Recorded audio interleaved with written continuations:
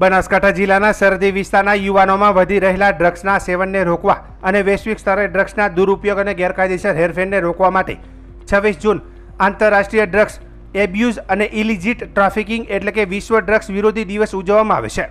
જેના અનુસંધાને આજે 15 જૂન 2025ના રોજ થરાદ માર્કેટયાર્ડના હોલ ખાતે સરહદી વિસ્તારના અગ્રણીઓ તેમજ અખંડ ભારત પોલીસ મિત્રો સાથે એક બેઠકનું આયોજન કરવામાં આવ્યું હતું, જેમાં ડ્રગ્સની એવરનેસ વિશે પોલીસ વિભાગે સમજણ આપી હતી। આજના કાર્યક્રમમાં 1000થી વધુ લોકો જોડાયા હતા।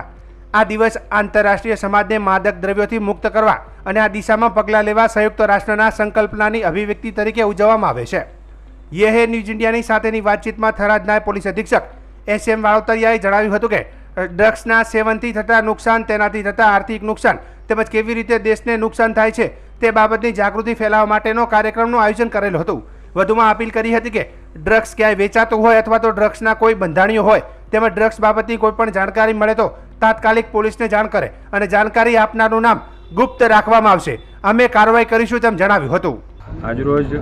અમારા માનનીય DGP સાહેબના આદેશથી તેમજ અમારા રેન્જ IGP શ્રી કોરડિયા સાહેબની સૂચના આદેશથી અમારા જિલ્લા પોલીસ અધિક્ષક શ્રી અક્ષરાજ સાહેબની સૂચના આદેશથી અમે નો ડ્રગ્સ અંગેનો એક કાર્યક્રમ રાખેલ છે અને લોકોમાં જાગૃતિ આવે, લોકો જે આવી બદીઓ છે એનાથી દૂર રહે અને એક સશક્ત સમાજની રચના થાય એના માટે થઈને એક કાર્યક્રમ રાખેલો હતો। કાર્યક્રમમાં અખંડ ભારત પોલીસ મિત્રો, જે અમારા બોર્ડર વિસ્તારમાં સ્કીમ ચાલે છે, અખંડ ભારતના તમામ પોલીસ મિત્રો હાજર રહેલ, પોલીસના કર્મચારીઓ હાજર રહેલ, પોલીસ અધિકારીઓ હાજર રહેલ અને આમ જનતા પણ હાજર રહેલ અને આ કાર્યક્રમની અંદર અમે લોકોને ડ્રગ્સથી કેવી રીતે દૂર રહેવું અને ડ્રગ્સના જે લતમાં જે લોકો ચડી ગયા છે એને પણ કેવી રીતે મુક્ત કરવા આ બાબતે કાર્યક્રમ રાખેલો હતો। તે બાબતે જાગૃતિ લઈ આવવા માટે અમે તમામ પ્રયત્ન કરેલા છે અને